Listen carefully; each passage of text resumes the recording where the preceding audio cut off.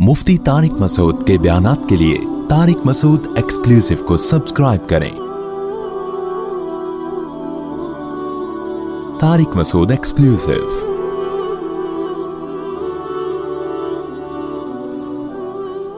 अल्लाह ने आपको जो जो सलाहियतें दी हैं तो उसमें आपने अपनी सलाहियतों को देख के ये फैसला करना है कि मैं कौन से काम इंसानियत की खिदमत के ज़्यादा से ज़्यादा कर सकता हूँ। बेशक उसमें पैसा कमाना भी हो, पैसा भी कमाना एक अच्छी बात है।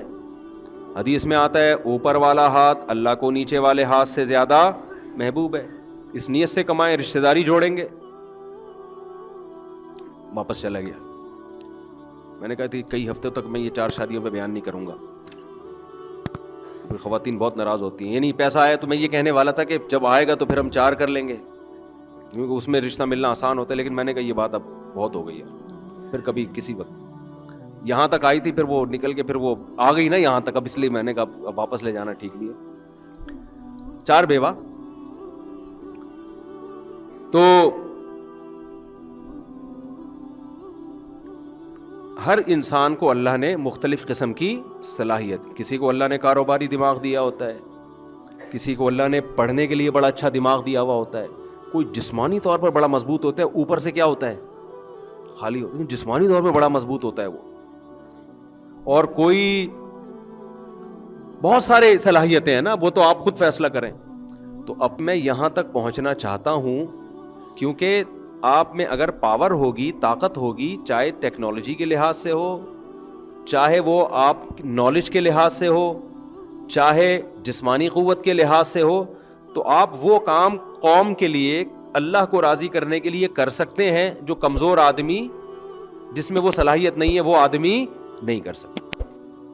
अभी मैं इस्लामाबाद में था, एक बुज़ुर्ग से मुलाकात हुई, बड़ा इकराम किया उन्होंने, अल्लाह उनकी उम्र में बरकत दे। वो अजीब बात बताई उन्होंने। देखो कैसे कैसे लोग सोचते हैं।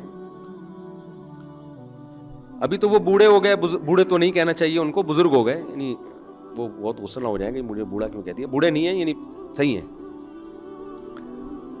यानी सफेद बाल हैं तो इसलिए मेरे मुंह से गलती से निकल गया, वरना वो माशाल्लाह जवान है। तो मुझे कहने लगे कि मैं दुबई में था, अल्लाह ने माली वसअत भी बहुत ज्यादा दी है, बहुत अल्लाह ने उनको माली वसअत से नवाजा। कह रहे मेरे जब विलादत होने वाली थी मेरी अहलिया के यहाँ, तो मुझे नहीं पता था बेटा होगा बेटी होगी। मैंने अल्लाह से कहा अल्लाह अगर बेटा हुआ तो इसको मैं दीन की खिदमत के लिए वक़फ़ कर दूंगा। बहरहाल ऐसे ही किया। आज उनका बेटा माशाल्लाह पढ़ रहा है जामिअतुर रशीद में। कह रहे दोबारा दुबई में ऐसा हुआ कि मेरे यहाँ जब विलादत का वक्त आया तो मुझे अंदाज़ा हुआ कि यहाँ गायनी की फीमेल डॉक्टर्स बहुत कम हैं। पर्देदार औरत के लिए मेल डॉक्टर से बच्चे की विलादत का अमल ये उसकी गैरत के खिलाफ है। उन्होंने कहा गैर मुस्लिम तो इसकी परवाह नहीं कर रहे हिंदू, लेकिन मुसलमानों के लिए तो ये बहुत जरूरी है। कहते हैं मैंने इरादा किया अल्लाह मेरी बेटी हुई तो मैं उसको गायनी का डॉक्टर बनाऊंगा। मैं समझा पा रहा हूं अपनी बात। अल्लाह ने 3 बेटियां दी, तीनों को गायनी का डॉक्टर बनाया और अब वो गायनी के डॉक्टर्स हैं। लेकिन बचपन से उनकी तरबियत की कि तुम्हें मैंने डॉक्टर बनाना है और गायनी का, और इसलिए बना रहा हूं ताकि जो लड़कियां हैं उनको मेल डॉक्टर की जरूरत बोलो ना पड़े। और मेरा ये हदफ था, तुम्हारी विलादत से पहले मैंने अल्लाह से वादा किया था, लिहाजा तुमने कोई ऐसा काम नहीं करना जो शरीयत के खिलाफ। क्या मतलब? नॉर्मल डिलीवरी है, ऑपरेशन की तरफ नहीं लेके जाना। देखो मुझे डॉक्टर लोग कहते हैं अबे तुम्हें क्या पता इन चीजों का। मेरे माशाल्लाह 15 बच्चे हैं, मुझे पता है कि इस बारे में पाकिस्तानी डॉक्टर, मादरत के साथ उन डॉक्टरों की बात कर रहा हूं जो यहां नहीं बैठे हुए, जो गायनी की डॉक्टर्स हैं, उनमें और कसाई में कोई फर्क नहीं है, सिवाय उन डॉक्टर्स के जो मेरा बयान सुन रही हैं। वो अच्छी डॉक्टर्स भी है अल्हम्दुलिल्लाह। फौरन ऑपरेशन, वो चापड़ और चाकू छोरे लेके ना कसाईयों की तरह पहले बैठे होते हैं। ये सिर्फ पाकिस्तान में हो रहा है, बाहर दुनिया में नहीं है। मैंने इस पर पहले भी एक बयान किया, तो इतना गुस्से हो गए डॉक्टर आपको क्या पता एक्चुअली ये होता है। अबे भाई छोड़ दे यार, एक्चुअली ये नॉर्मल एक नेचुरल प्रोसेस है। फिर मैंने मिसाल दी थी एक दफा बयान में कि बकरियों को देखो, बिल्लियों को देखो, गायों को देखो, सबके नॉर्मल हो रही है, इंसानों पर कमबख्ती क्यों आई हुई है। उस पर मेरे खिलाफ क्लिप के इसने औरतों को माज़अल्लाह गाय और بکریوں سے ملا دیا. میں خواتین کو گائے بکریوں سے نہیں ملا رہا, ہم عزت کرنا جانتے ہیں الحمدللہ. میں مثال دے رہا ہوں کہ ایک نیچرل عمل ہے, اس سے صرف انسان نہیں ہر مخلوق گزرتی ہے. کسی مخلوق کے آپریشن نہیں ہو رہا, یہ کمبختی انسانوں پہ کیوں آئی ہوئی ہے؟ آپ کہہ سکتے ہیں کہ کچھ کیسز, تو ہم بھی مانتے ہیں بھائی کچھ کیسز ایسے ہوتے ہیں جن میں آپریشن ضروری ہے, لیکن کچھ ہوتے ہیں نا, سینکڑوں میں کوئی 2-4 کر لو. یہاں تو ہر دوسری عورت کے آپریشن, ہر تیسری عورت کے آپریشن, اور اگر کسی کے نارمل تو اگلا بچہ پھر آپریشن. یہ قدرت کی طرف سے نہیں ہے, یہ ڈاکٹروں کی طرف سے ہے. سمجھ میں نہیں آ رہی بات؟ یہ کچھ بھی ہے ڈاکٹر, اس میں 2 ٹینشنوں سے ڈاکٹر بچنا چاہتی ہیں جو گائنی کی ڈاکٹرز ہیں. نمبر 1 روکھڑا ملتا ہے اس میں آپریشن میں. Number 2 tension free. جو نارمل ڈیلیوری ہے اس میں بعض دفعہ 1 ہفتہ بھی لگ سکتا ہے, 3 دن بھی لگ سکتے ہیں, 4 دن بھی لگ سکتے ہیں, وہ تو نیچرل پروسیس ہے نا. ڈاکٹر کہتی ہے بھائی میرا پیشنٹ ہے, جان چھڑا, لا چاپڑ لے کر آ بھائی, لا شاباش, چاپڑ تو زیادہ ہو گیا, لاؤ بھائی ابھی ہمارے پاس ٹائم نہیں ہے, 20 پیشنٹ ہم نے اور نمٹنے ہیں. تو اس کے خلاف احتجاج کرو. ریڑھ کی ہڈی میں عورتوں کے انجیکشن لگ رہے ہوتے ہیں آپریشن میں, کتنا سخت پروسیس ہے. پھر اگلے بچے کا کے مسائل کھڑے ہو جاتے ہیں, پھر ان کی جو خواتین کی فٹنس کی ایسی کی تیسی ہو جاتی ہے. پہلے کم مسائل ہیں یار, آپ ایک اور, یہ تو نیچرل ہے. ہم باہر ملکوں میں بھی گئے ہیں, وہاں سب کہتے ہیں کہ بھائی یہاں آپریشن پہ پابندی ہے. پیشنٹ جو پاکستانی خواتین ہیں وہ کہہ رہی ہوتی ہیں جرمنی میں, پیرس میں جو رہتی ہیں نا کہ آپریٹ کرو, ڈاکٹر منع کرتی ہے نہیں بھائی یہ اجازت نہیں ہے, انلیگل ہے, جب تک شدید مجبوری نہیں ہوگی. تو نیچرل ایک عمل کو, قدرتی عمل کو آپ نے کیا بنا دیا, ڈاکٹروں کی بھیٹ چڑھا دیا یار اس کو. تو میں بات کیا کر رہا تھا, یہ مجھے غصہ آ گیا اصل میں دیکھ رہا ہوں نا آج کل مارکیٹ میں ہوئی ہے. ہاں تو وہ انہوں نے اپنی بچیوں کو ڈاکٹر بنایا کہ بھائی ٹھیک ہے تمہیں پیسے بھی ملیں گے لیکن پہلے انسانیت کا بھلا. آئی بات سمجھ میں؟ تو یہ وہ لوگ ہیں جن کا ویژن کیا ہے, آخرت. تو اس میں انہوں نے اپنی بچیوں کو ڈاکٹر بنا دیا. آپ بھی اس جذبے سے بنا دو بھائی, عالمہ بھی بناؤ, ڈاکٹر بھی بناؤ, جو آپ پہلے ہدف بناؤ کہ میں نے کرنا کیا ہے, اصل آخرت ہے. پھر آپ عالمہ بناؤ تو بھی فائدہ ہوگا, ڈاکٹر بناؤ گے بولو تو بھی فائدہ. اگر ہدف دیے بغیر بنا دیا تو وہی ہوگا جو ہو رہا ہے مارکیٹ میں, چاپڑ چل رہے ہوں گے, ہاں بھائی لے آ بھائی اگلی پیشنٹ, ایسے ہی ہو رہا ہے نا.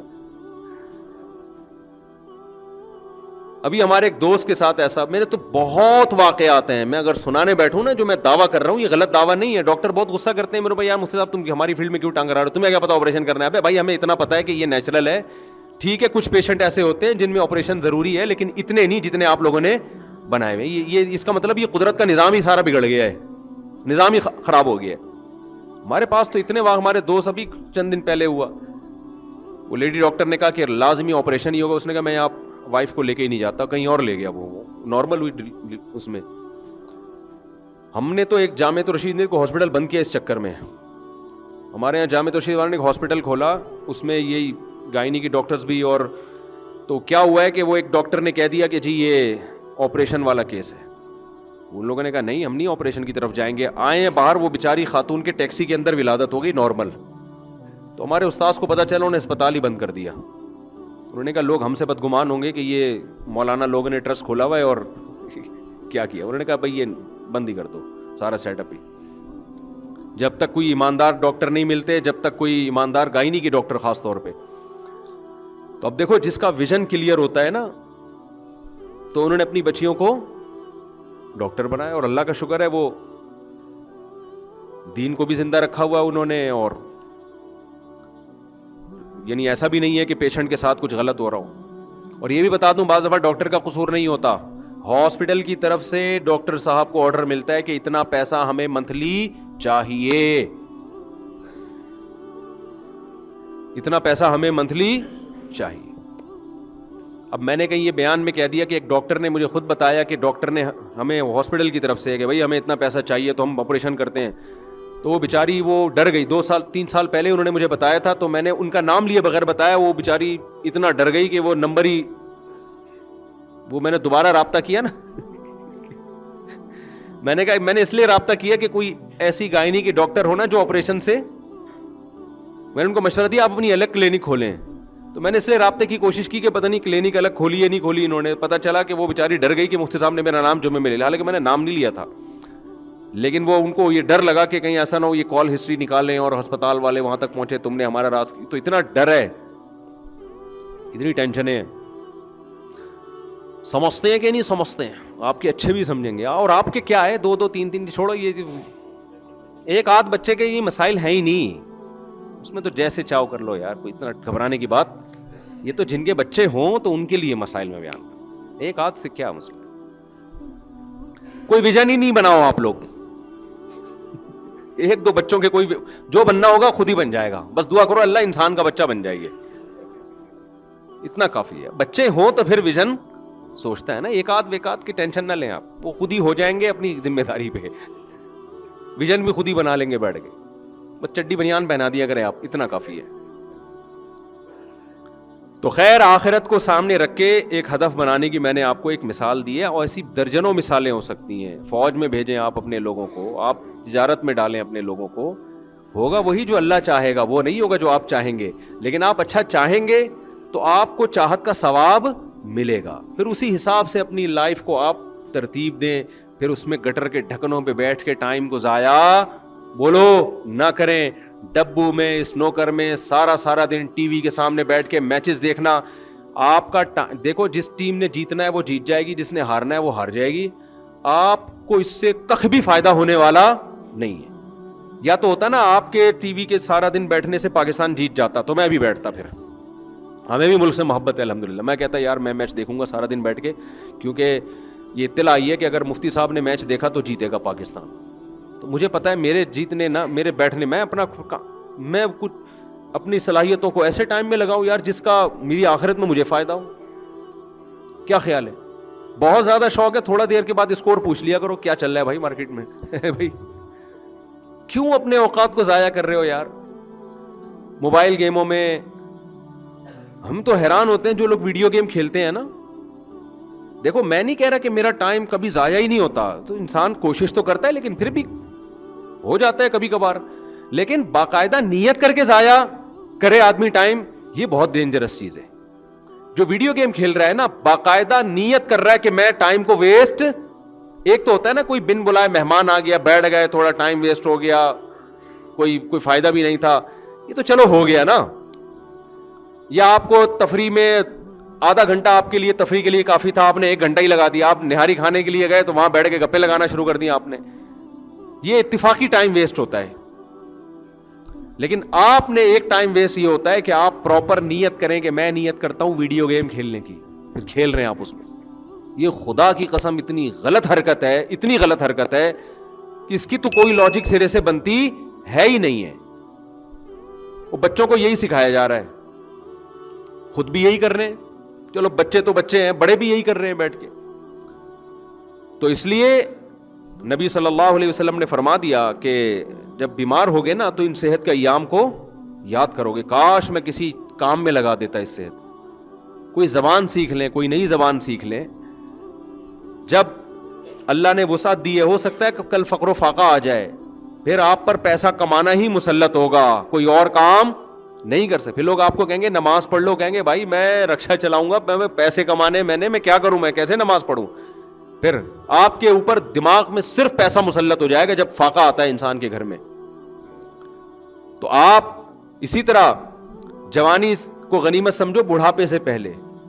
جب بڑھاپا آئے گا تو پھر جوانی کو یاد کرو گے, رو گے یار میں یہ کر لیتا, میں یہ کر لیتا. کتنے غیر مسلم جو بڑھاپے میں مسلمان ہوئے, کتنے لوگ جنہوں نے بڑھاپے میں توبہ کی, وہ کہتے ہیں کاش ہم 10 سال پہلے توبہ کر لیتے تو آج ہم دین میں بہت آگے نکل چکے ہوتے, ہم بہت کچھ سیکھ لیتے, بہت کچھ پڑھ لیتے. ہمیں تو ایسے لوگ ملے جنہوں نے 60 سال میں توبہ کی, کہتے ہیں یار کاش ہم 50 سال میں کر لیتے نا تو یہ 10 سال علم دین سیکھنے میں لگا دیتے ہم. جوانی میں انسان میں صلاحیتیں ہوتی ہیں دیکھنے کی, سننے کی, سمجھنے کی. جیسے جیسے عمر بڑھتی ہے وہ صلاحیتیں آہستہ آہستہ کم ہونا شروع ہو جاتی ہیں. تو اس لیے اپنے وقت کو میرے بھائی قیمتی بناؤ, کوئی ٹائم کا کوئی پابندی بنائیں, کوئی اسکیجول بنائیں, کوئی کھانے پینے کا بھی کوئی تھوڑی سی زیادہ نہیں, تھوڑی سی کیا ہو, جو آ رہا ہے کھائے جا رہے ہیں, پھٹ پھٹا کے مر جائیں گے ایک دن. اور یاد رکھو قرآن ایک جگہ نہیں بار بار کہتا ہے کہ کہ جب موت کا وقت آئے گا نا، موت کا وقت آئے گا تو پھر ایڑیاں بھی رگڑو گے نا کہ ایک سیکنڈ مل جائے مجھے، اللہ کہتے ہیں میں نہیں دوں گا. ساری دنیا کی دولت دے کے ایک سیکنڈ چاہو گے نا کہ مل جائے، اللہ کہتے ہیں ساری دنیا کی دولت تیری جھولی میں ڈال دوں اور تو صدقہ کر دے کہ مجھے ایک سیکنڈ میری زندگی بڑھ جائے، اللہ کہتے ہیں یہ ممکن نہیں. تو جو کرنا ہے ابھی کرنا ہے، آج سے کرنا ہے. سمجھتے ہو کہ نہیں سمجھتے؟ تو وہ کرنا کیا کیا ہے یہ ڈیٹیل میں انشاءاللہ اگلے بیان میں بتاؤں گا. کن کن چیزوں کو فوکس رکھ کے زندگی ہم نے، اصل تو آخرت ہے نا، تو آخرت تک پہنچنے کے بھی تو کچھ ذرائع ہیں نا. تو وہ کیا کیا چیزیں ہیں جن کو ہم نے عبادات میں ہے اور پھر آگے معاملات میں بہت ساری چیزیں. ایک تو میں نے صرف ایک مثال دے دی ان بزرگ کی. اللہ تعالی ہمیں سمجھنے کی، عمل کی توفیق عطا فرمائے. وما علینا الا البلاغ.